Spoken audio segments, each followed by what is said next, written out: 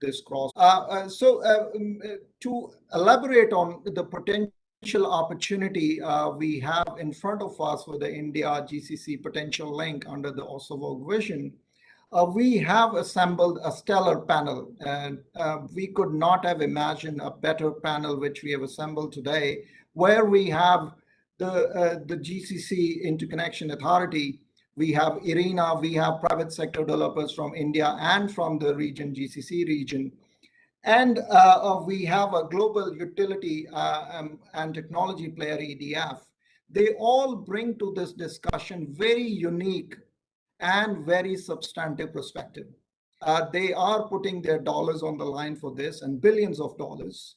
So it's so imperative to hear from all these stalwarts in their field and understand what is the opportunity we are talking, unpack the opportunity, and hear the challenges as well, and hear from them what they bring on the table to make this idea a reality. My good friend Waleed from the World Bank already laid out the technical work World Bank is doing and standing behind in terms of a pan-GCC electricity market, which also links to Maghreb and South Asia on the other side, and the mitigation potential it brings on the table, the investment potential it brings on the table, and the job and economic growth. So we all heard from the leading global expert, Waleed, on what are the technological underpinning, what are the technical underpinning, what are the challenges. Now I will introduce panelists one by one and ask them three questions. How do they see the opportunity of a potential India GCC link? How they see the challenges?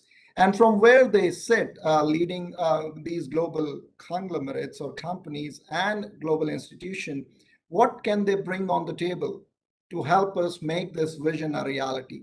So let me begin with inviting His Excellency Dr. Naif Mohammed Al Abadi, who's the chairman of the board of GCC Integration Authority.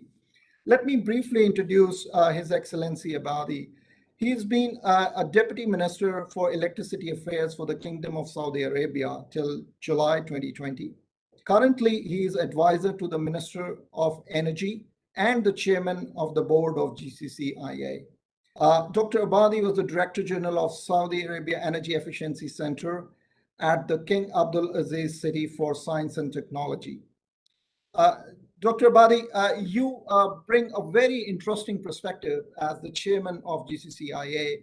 Let me welcome you and want to hear from you how you see the opportunity, the challenges, and what GCCIA could bring to the table. Just as a housekeeping, we have about 10 minutes of your remarks for each panelist, and then we'll come back for any closing thoughts. With those words, let me invite His Excellency, Dr. Abadi. Floor is yours, sir. Thank you. Good morning or good afternoon to everybody from Expo to 2020. I choose to make my participation from here to really show that this is also an event of the Expo. I thank the organizer, whether the ministry, whether the Solar Alliance, or the World Bank, for really inviting me to this session, as well as also I want to thank my colleagues at the General Secretariat of the GCC Council for providing the location and the room for hosting this myself, and also ask my colleague at the GCCIA for the arrangement. If I want to really address the challenges, I have to really do some probably background of what we have done in the region and what is the targets that we are getting from the different countries and things like this. So this will really show how much the GCCIA can provide to this, as well as also what probably can shed some light on the challenges. If I talk about the GCCIA, it was established in 2001 and started operation 2009 for super grid of 400 kVA. Since then, the authority was doing its job actually and coordinating the operation on the different grid in the participating country, the 6th country of the GCC, as well also reducing the cost on sharing the reserve and also reducing the capacity installed, in addition to also doing some support during the emergency and also sharing some doing some trade We have also established a trade platform a few years ago, and we had really a good, participating on that trade. In 2020, we had reached about 1 terawatt hour of trade between the countries. So since the establishment of the authority, it has been coordinating and optimizing grid operation in real time and in applying domains. It was enabling and facilitating of the renewable energy integration in the GCC. It's also expanding the grid beyond the GCC, because we are also, as we have been talking with India, we are now talking with Jordan, with Egypt. We are also in really a later stage of starting, and probably inshallah we'll have this project on ground very soon with Iraq to support the south of Iraq with electricity coming from the GCC countries. As we said, we also put the groundwork and the framework, and also established the power market between the GCC country. And I think this is also one of the element and pillar in establishing really a region-wide integration. If I want to talk about the ambitions for the countries, as everybody knows that the countries, the 6 countries, each of the country has set really a goal for the renewable. Let me just talk about Saudi Arabia. We have really set, and we have a goal that we are looking into having 50% of renewable as well as 50% of gas by 2030 of power production. This will also involve a displacement of about 1 million barrel of oil equivalent per day in 2030 of liquids. Looking into these targets, also it's been materialized, and if we see that a few months ago, Saudi Arabia have announced about 7 projects that totaling about 3.4 gigawatt of renewable energy. Some of them already in operation, some of them it's already in the final stage. Some it's going to start very soon. And I think similar thing is going into the other 5 countries. If we look to the GCC, network, when it will be connected with the different new interconnection that is coming. If I will just want to mention also that 2 days ago that we have signed, Saudi Arabia and Egypt have signed the $1.8 billion of contracts to execute the interconnection project between them.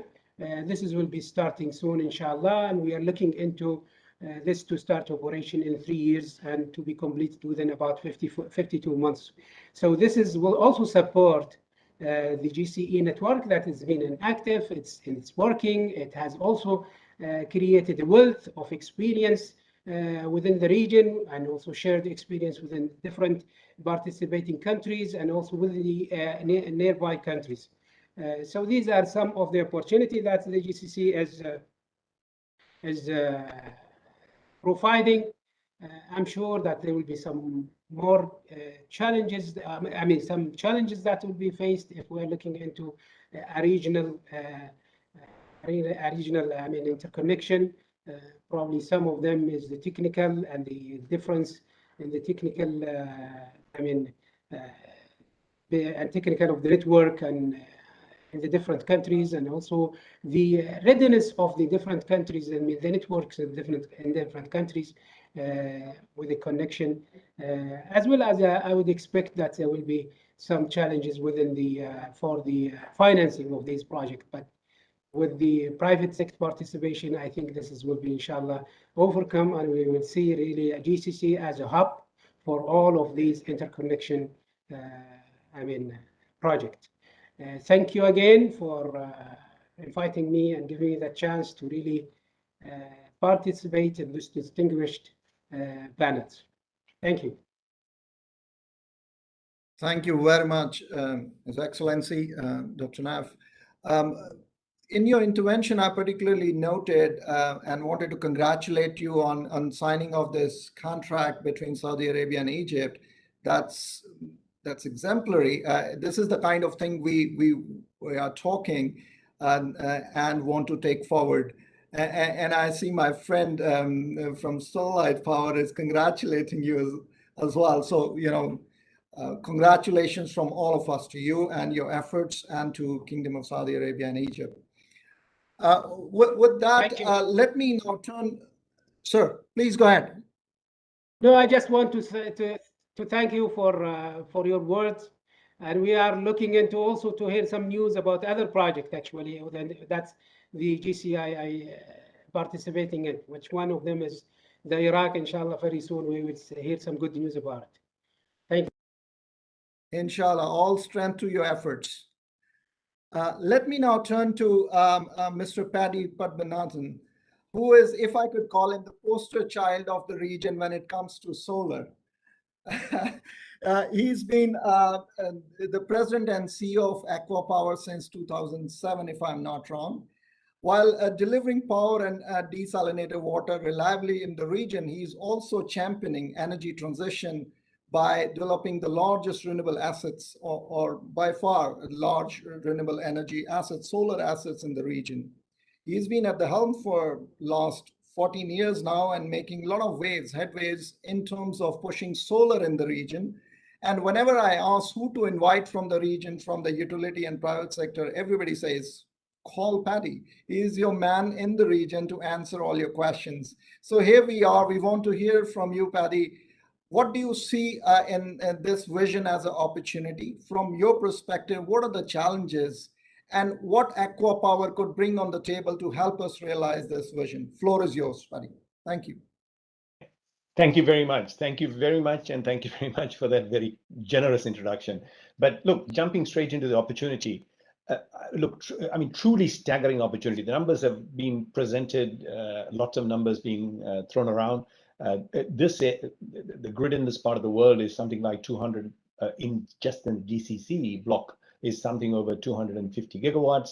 And this is due to grow, due to demand itself, to within the next 10 years to something like 350 to the GCC region, 350 plus. And at the same time, right across the region, the renewable energy content is to increase in different parts from 30% to 50%, as His Excellency Paddy just now mentioned, in Saudi Arabia, up to 50%. So a significant amount of renewable energy content in this ever-growing grid.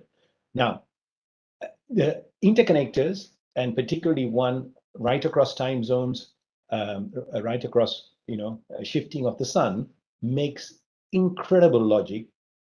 We can remove redundant capacity. We can optimize the use of that capacity. We can increase grid stability. We can reduce the need for what is still the very expensive long duration battery that is yet to be somewhat invented. We can reduce the need for that. And it brings economic collaboration and nations together, communities together, right? So it's not about me buying and selling. It's about us mutually depending on each other at certain times of the day, taking from each other. So massive opportunity, no question whatsoever. The challenges, financing is not an issue. It's very, very, very clear. I mean, just now we had a demonstration just in the last week when we tried to put forward an initial public offering of the company I'm privileged to lead. We were transacting just $1.3 billion, and $330 billion from the region and around the world ended up chasing that $1.3 billion. So this is not about Aqua Power. This is about the amount of money that is available for the right kind of investments, and absolutely energy transition, things that have got good governance and good framework, creditworthy countries. We have never found money to be a problem. Technology is there. Long distance interconnectors are now possible, even across the oceans. A lot of work has been done in multiple projects. There are projects, 900 kilometers, 1,000 kilometers are now being done. So technology is not an issue. For me, the challenge, honestly, is all about not being ambitious enough. It's not about, everybody says ambition. No, the biggest risk of ambition is about not being ambitious enough. And it's not about just getting on with and doing it. because, honestly, I'm sorry, I'm from the private sector. Yes, we are very impatient. Forget, continuing to talk. I think we can do it. And these countries are all very good, very friendly.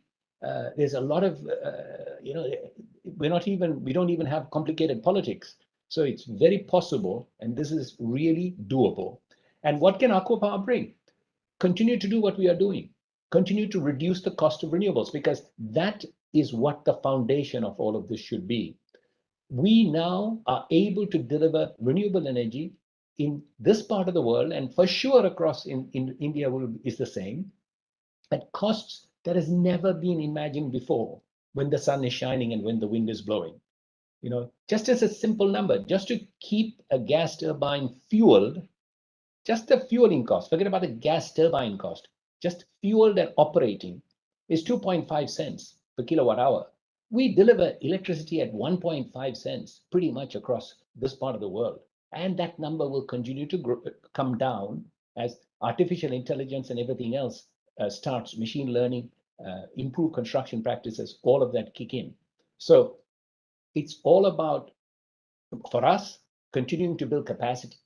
In the Kingdom of Saudi Arabia alone, there is a massive amount of renewable energy capacity that will be deployed, that is already being deployed, that will grow to be deployed over the next decade, and right across the region, Dubai, Abu Dhabi, Oman. And so as we continue to grow, we will continue to keep reducing the cost and make it that much more viable for these interconnectors. Pleasure to be with you. Thank you for giving me the opportunity. Thank you very much. And thanks for reassuring the policymakers that money is not a problem. And, congratulations on your IPO where, 350 billion were chasing $1 billion. That's always a good place to be in. That shows the confidence in your leadership at Aqua Power and with Aqua Power and the energy transition agenda at large, what you are trying to drive. And there is no doubt now that, solar is the solution, if not the solution, about 80% of the solution, if we are really serious about energy transition by 2050. At ISA, we've done a number crunching, working with IEA, IRENA, and others. You look at from any side, renewables, 90% of the solution, and that solar is shining red. And the kind of projects you have done are just exemplary in the size and the kind of prices you've discovered. So kudos to your efforts. So we've heard from private sector and utility. Now let me invite Ms. Gauri Singh. She is Deputy Director General at ARENA, one of our sister international organization. But her experience spans decades in policymaking. She is an inspiring bureaucrat from India who has led the design and conceptualization of National Solar Mission. So she has done it at national level in a country of the size of India and the complexities. She's done it at federal and state level, and now leading this kind of visionary projects at ARENA. Over the past 1 year, we have benefited immensely from wisdom and insights of Ms. Singh as we thought through how to situate this OSOWOG as an initiative. So with that brief introduction of Ms. Singh, let me invite her with the same 3 questions. How do you see from the multilateral vantage point you have the opportunity of this initiative, the challenges of bringing a multilateral endeavor with the complexities of common grid codes, regulatory issues, financial, geopolitics, and what could ARENA bring on the table? Over to you, ma'am. Thank you so much, and thank you to MNRE and ISA for having me here. I think it's really been incredible to hear the speakers today, because it pretty much sets a very different narrative that we are beginning to see around the one sun, one world, one grid, and moving away from the fact that technology is definitely there and is available to be deployed. We are already seeing a lot of work that's happening on the Viking link between Denmark and UK. So, these are examples of HVDC lines that are being drawn undersea. And so I don't think there's any real doubt about the technology providers and the technology being there to be able to make it a reality. I think what we've heard about the financing being there, I have always been a believer that I think we are short of ideas, but the finance is never the problem. If you have a good idea with a good foundation to build it upon, then I think finance has never been a problem, neither with governments or in the international world. In fact, when you're looking, let me also put another data point here that you're looking at nearly 4.4 trillion US dollars that need to be invested in energy transition technologies annually, which is almost doubling the rate at which we are. And if that number looks large, then we also need to keep in mind that the global financial flows are to the tune of around 200 trillion US dollars annually. So what you're really looking for is bringing in the institutional investors, which have pretty much stayed on the sidelines of the energy transition, but with a project that has the vision and the scale of one sun, one world, one grid. I think there is a need to start really engaging with these institutional investors from now to be able to show them the vision of what is possible. The fact that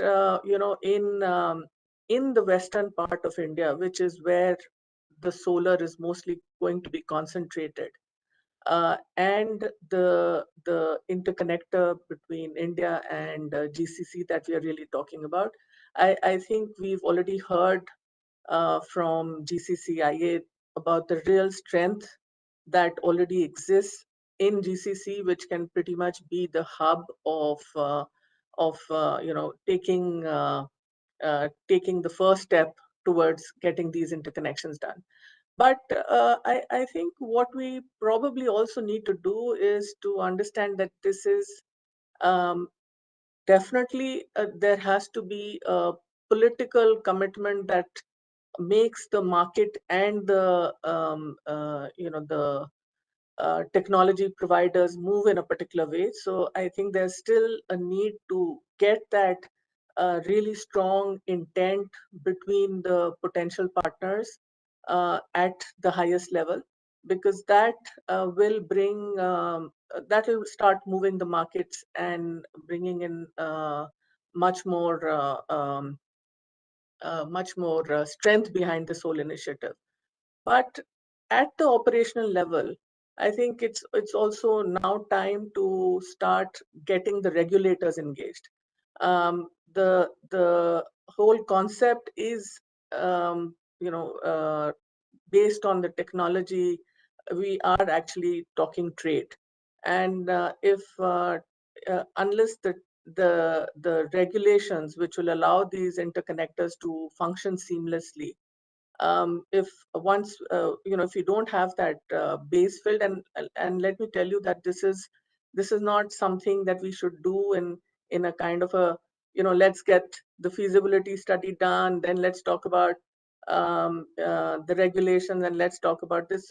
There are these I think pillars that need to start moving together, because getting a synchronization of regulations to allow for that trade is not very time consuming, and it needs to get into the kind of modalities that we need to start now. I think the strong economic reason is definitely there, but how we build on it in a way that the whole justification of doing this kind of a large project starts emerging very clearly is something that we need to really, I guess, up the ante at this point. GCC countries have been very aggressive with their climate goals and actions, and they're taking on targets that you probably wouldn't have thought possible a few years back. But there's definitely this will, and as Paddy has spoken about how strong the PPAs are in this part of the world that drives down cost, and it allows us to really start ramping up the ambition. I just want to end here by saying that I have been listening to a lot of IPPs that are operating both in the region and in India, and I think one of the things that you hear very often is that while 450 gigawatts of ambition is for renewable energy is big, but right now with 70 odd IPPs that are functioning in India, each having large gigawatts already deployed, and very large IPPs in the GCC region. I think this is probably also the project that can ride on very ambitious kind of transactions that can happen, and I think we need to do that. Let me stop here. Thank you, Ms. Singh. You're rightly underlining that, the problem is not being ambitious enough, which Paddy also mentioned, and the need for strong and clear political will, bringing in regulators early on, and harnessing the economic ingenuity of the IPPs. I think there is enough experience in the region, in India, and globally to sort this issues in terms of the technology challenges, the financial issues, just in terms of the implementation of such ambitious project. But we have seen, as you outlined in various examples, that it has been done in ports like the North Sea Link, the growing installed capacity in India and the targets of 450 gigawatts and beyond, and the experience from GCC. I think what we need is platforms like yours and ISA is to bring these together with a concerted effort and focused on showing progress in terms of projects. Because I've served long enough in the United Nations system to realize unless there is a proof of concept right in front, people can talk ad nauseum. When I was diplomat in the UN, part of my salary was to talk and talk at length. So we could keep doing it, but we need to push people like Paddy and Pratik and others to get it done on the ground.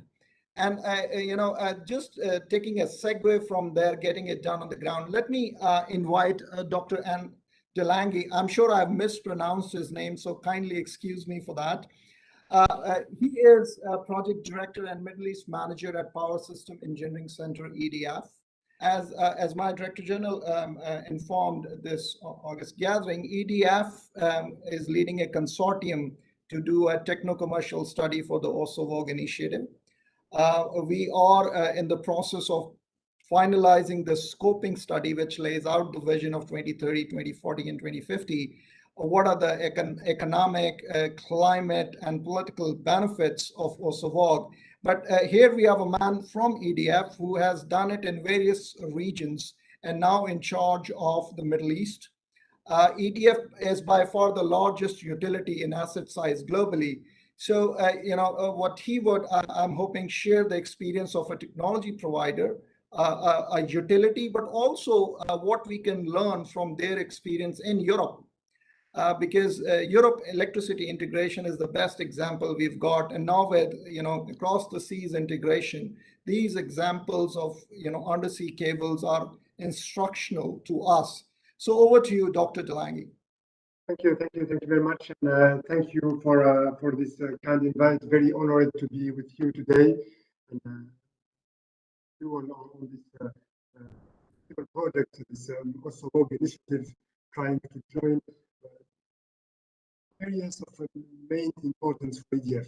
The India and GCC countries are two areas where EDF is present since a long time now, with big projects. Technology projects, activity. So if you kindly speak closer to the mic, I could only hear you faintly. Is it better now?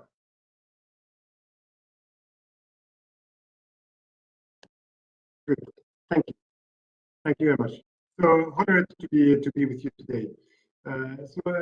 Just to share some thoughts on EDF views on how energy systems are to evolve, and what is the role of interconnections and linking different countries, different regions together. As you said, I mean, EDF was at the core of the development of the grid, of the integrated grid in Europe, and it was basically based on one concept: is that for the energy system, you need to solve not one issue. There's three issues that need to be solved. What we need an energy system first that needs to be affordable. Energy, we need to bring to people energy. Electricity will certainly play a major role as we go in the future on this energy mix, but definitely the need for energy will grow, and this energy needs to be cheap, needs to be affordable for people to allow for growth, prosperity for people in Europe, and this, of course, will is the case everywhere in the world. And definitely interconnections will help do so. Why that? Because interconnection will help to mitigate network constraints, will help to bring some leverage using electricity where it is cheap, bring it to other places. Interconnection will help to link markets together. So interconnector are key, not just as a technological piece of art, but also as a tool to make energy available and affordable for everyone. So this is one of the first keystone that need to be accounted for when we speak with for energy system. The second one is the fact that we need, of course, sustainable energy. Now with climate change, with the economical growth that was hindered by this COVID situation for the last couple of years, we need to think about sustainability, how we make energy supply durable in time for this generation and for the next generation. And here as well, interconnection will definitely play a major role by ensuring that we bring low carbon energy where it is, from where it is needed. And by low carbon technology, we should not think just about solar, just about nuclear, just about wind. We need to think about all technology at the same time. What we need is everyone that need to be on the same track in order to deliver this sustainable energy keystone, which is the second one. The third one, which is probably the one that a utility or a grid operator has always in mind, is the security of supply. We need to provide to people energy that is secured. We don't want to see blackouts. We don't want to see energy shortage. We don't want to see that some pipelines were stopped, or there is a storm, so there is to deliver some energy to one place.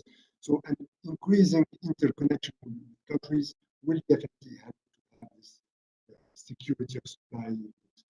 So this trilemma, having affordable, sustainable, and the security of supply element for energy is key for energy. And a project like OSOWOG, a vision like the one that is brought by OSOWOG, will certainly play a major role in delivering this element. And let me finish by another motto. So one word, one side, one grid.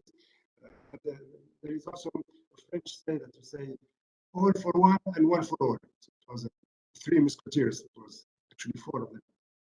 So all for one, because we need all technology to deliver one objective, which is energy for everyone.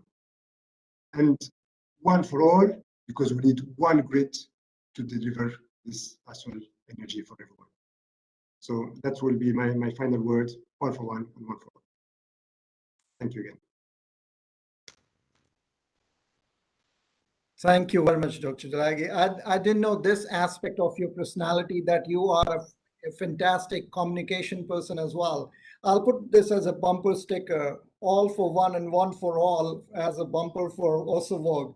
Thank you very much for that. But, I must underline what you said, that, we should now emphasize that it's not just desirable to green the grids and have interconnections at national, regional, and global level, but it's very much possible, whether we are looking at the climate imperatives or just the investment and economic growth imperatives. And now you cannot separate the two.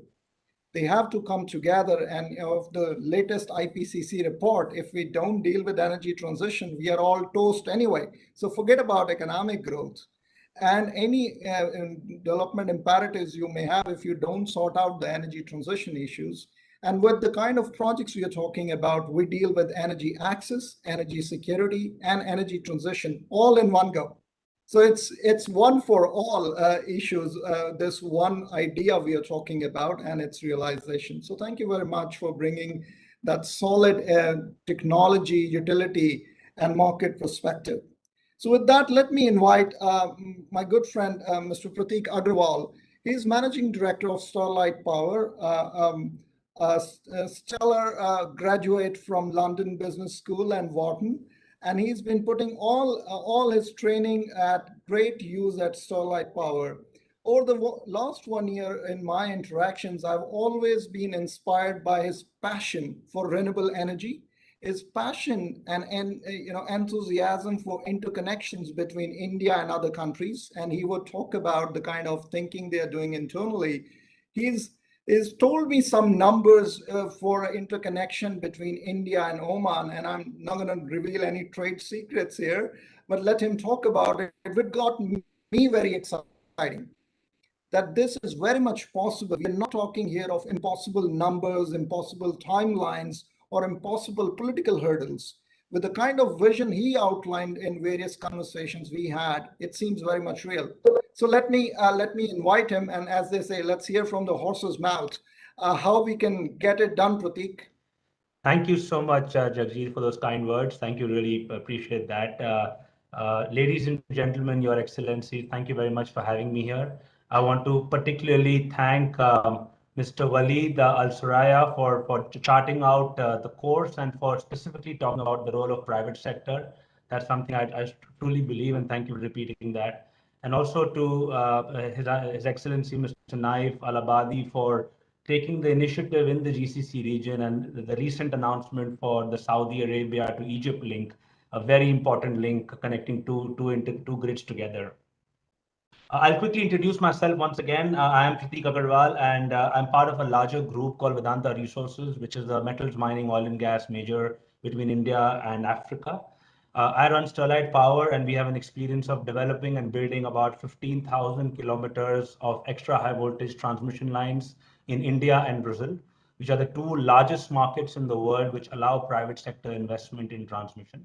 So we're very, very fortunate to have had that experience. And of course, more importantly, as Jagjeet mentioned, I'm a personal believer in the importance of interconnections to achieve energy transition and net zero, and to restrict global warming to 2 degrees by the times laid out in the Paris Climate Accord, and hopefully as reconfirmed soon in Glasgow in the few days ahead to come. I will not again talk about the importance of interconnectors. I think the speakers before me have said that, and I think all of us are aligned that this is critical, and all of us here are supporters of doing whatever it takes to reverse climate change and limit global warming to hopefully 1.5 degrees. What I want to say, a little bit like what Patty said, is that yes, we are the private sector, we are impatient. We also like to make things a bit simple. And when I was thinking about this problem, it occurred to me that we don't need to think about connecting the whole world. We only need to think about connecting our neighbors. And as long as everybody thinks like that, how do I connect my neighbors, right? If I'm the hub in one region, if I connect to my neighbors, then in 10 years, everybody will be connected. And I really believe that's possible. So that's what we have done here in Starlight Power. We've tried to focus exclusively on one link, which is connecting India to the Middle East. Now, whether the landing station is in Oman or in UAE, which are the two options for us, it doesn't matter. I think whichever one works out first. I think eventually there'll be both. But really the idea is to connect two energy hubs with each other. And I think the advantages of that particular link are really, really strong.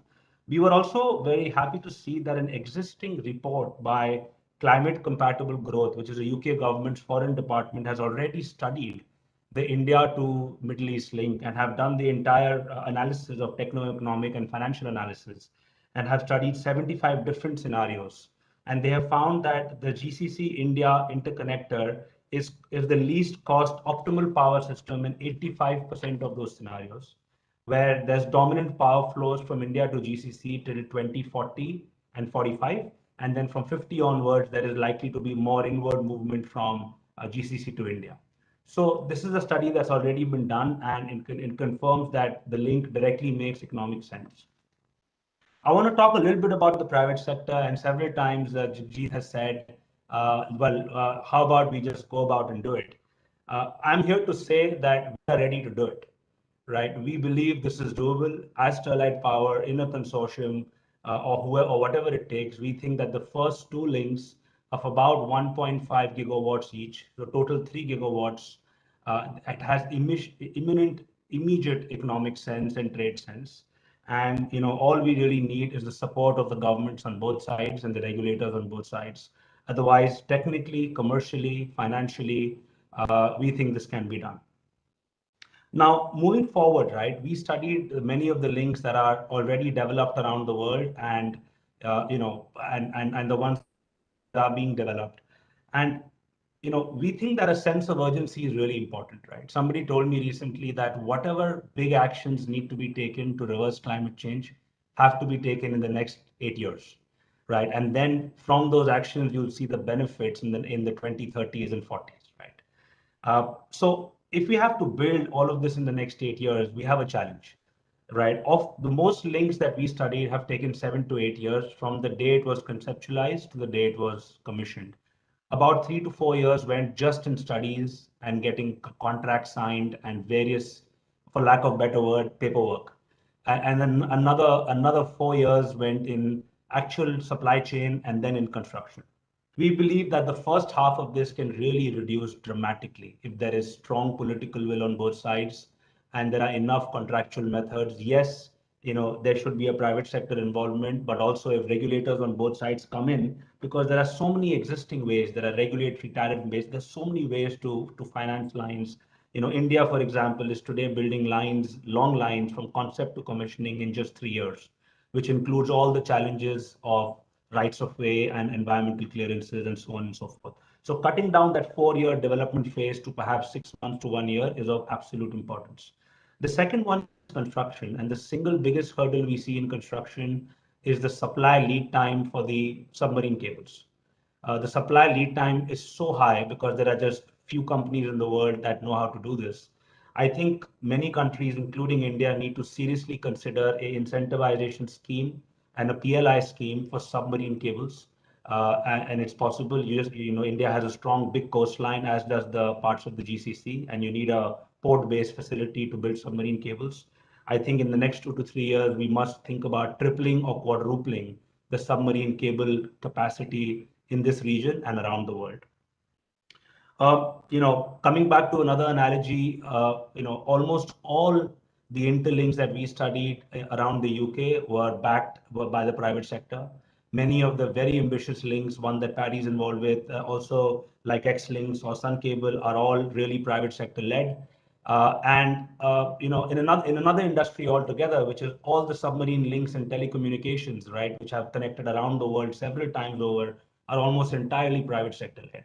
So we have had good successes from bringing in private sector. So I really urge everyone here to consider this strongly. And I will just say that it's really time to get some of these built.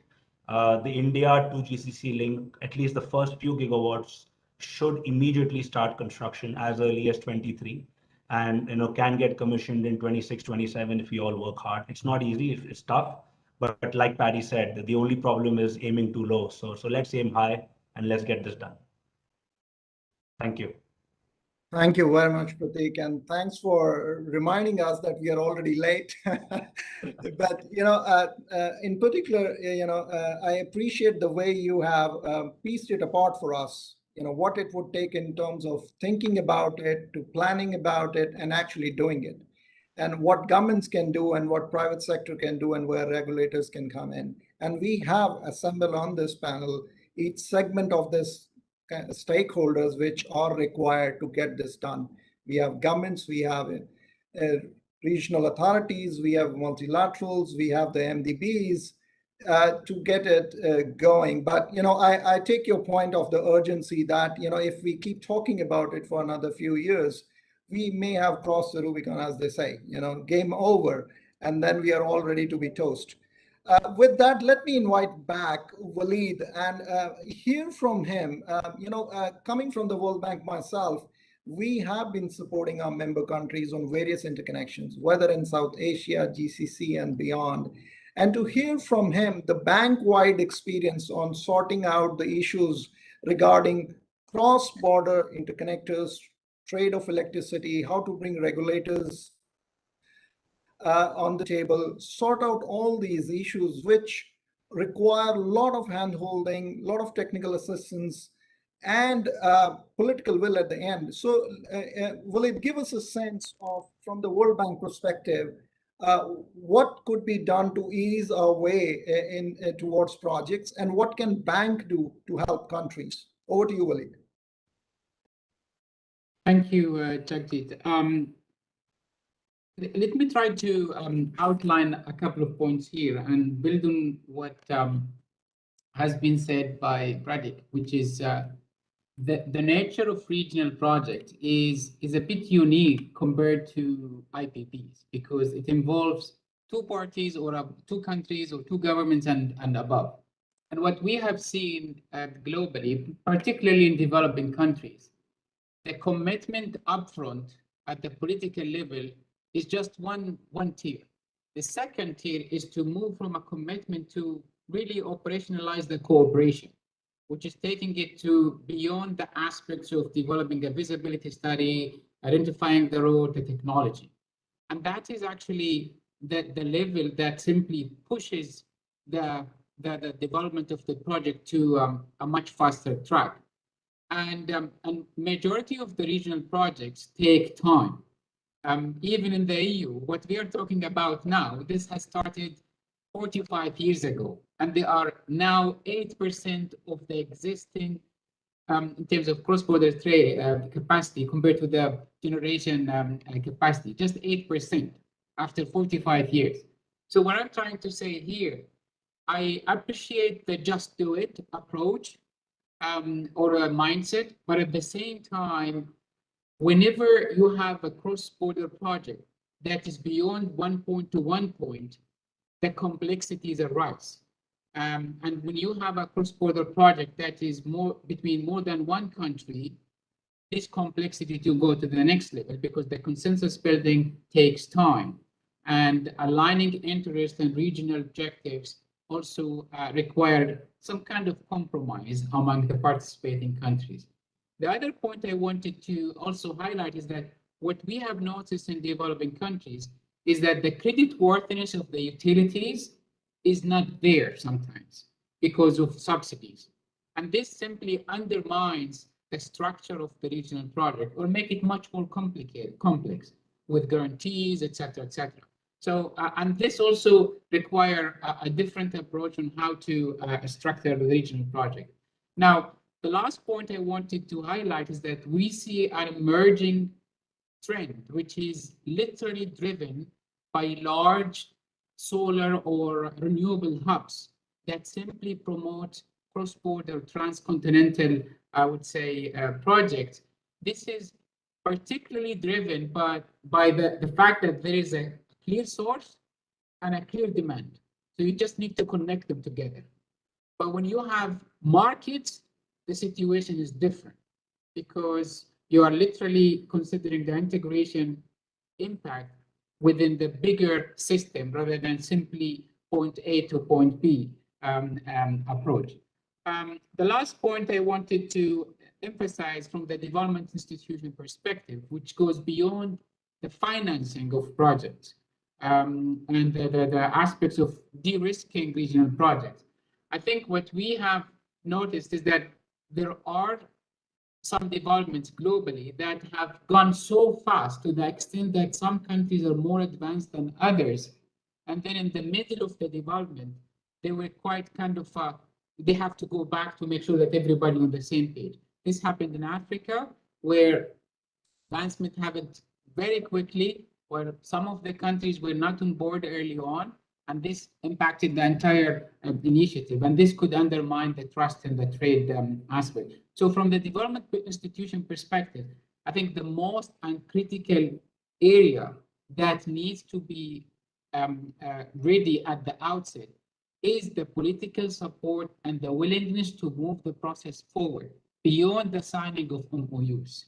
Signing MOUs, I think, is great, but executing the MOUs, that takes the effort to the next level in terms of cooperation. So let me stop here and thank you so much. This has been great in terms of discussion and panel, and it's a pleasure to be here. Thank you. Thank you, Walid. Before I let you go, I'll ask you one final question and put you on the spot. And I'll ask that to all our panelists. And we have about 10 minutes left for the panel discussion. Is what do you think ISA, International Solar Alliance, should do? One point, to make this big idea a success. So what do you see the critical role which ISA could play? And I'm going to ask that to all our panelists, so be ready with your answers. But Walid, let me start with you. I think I would say focus on concrete projects that having a willing government to push the process forward. I think that would be my suggestion to move the initiative one step at a time.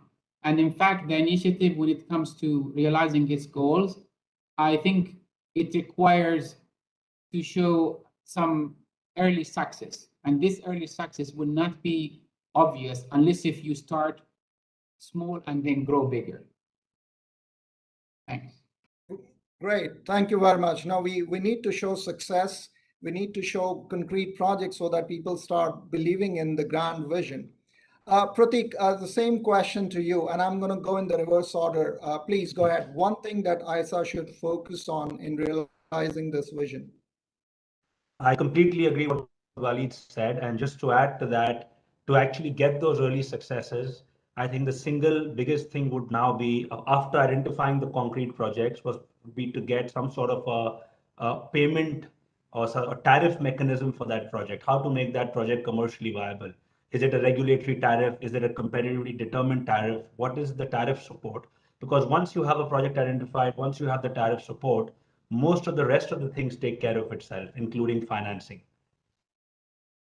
Great, thank you very much. Dr. Dilagi, over to you.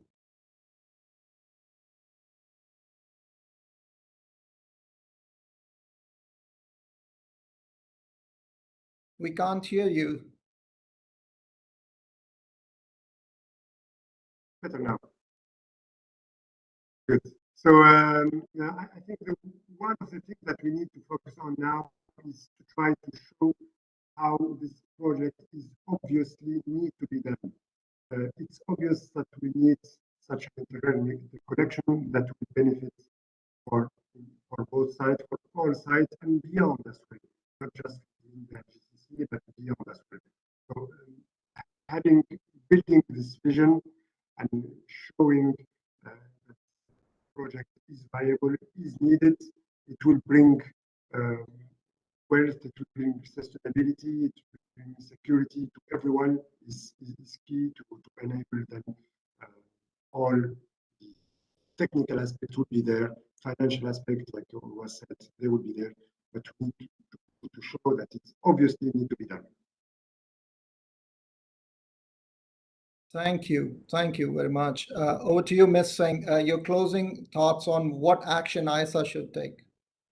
So Jagjit, I think you should really be considering very seriously setting up a working group with regulators, because once you have the regulations, it gives a clear signal to the private sector as to what they can expect in terms of what kind of contracting mechanisms will come into play, and also where they can get the financing from, and putting together business and financial models that can deliver the project on the ground.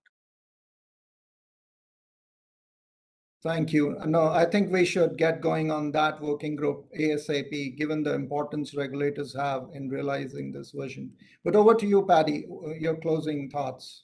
Thank you. So, I mean, look, there is quite a lot of experience. There is a European grid that works, Southern African power pool between, all sorts of countries that works, Eastern African. What is needed? ISA can basically explain this and transfer knowledge. It's about continuing to flood everybody with information, destroying the myths. All the thing, when you want to do something, the first thing human nature is think about why we can't do it. ISA is in that powerful position, being able to destroy these myths around technical limits, regulatory constraints. All of it, a lot of it is there. We just need to get that message out and showcase and explain. ISA is the perfect sort of unifying body. Thank you. In a sense, ISA could play the role of a platform of platforms, bringing various stakeholders together, exchanging ideas, exchanging experience, and also building the momentum around realizing this vision. No, thank you very much. Let me invite His Excellency Dr. Naif Abadi for his closing thoughts, especially guiding us. Where should ISA focus in realizing this vision? Thank you. Thank you. I do agree really to what's been said by my colleagues, the participants. But in addition to that, let's learn from each other and utilize the experience that we are gathering. At GCIA, we have been always be a platform for sharing experience between the member countries and also within the region as well. And I think in the interconnection subject, it's really a worth of experience that we can share with them, and we'll have as a platform. As we have went through all the struggles and the challenges that was mentioned by the participants. We always, as Paddy said, we need the big ambitions. We always have big ambitions, but really sometimes some of the struggles we have to go through. We went through these regulatory or also we have really a political will, but then when it comes to the execution of the will, we're faced with some struggle.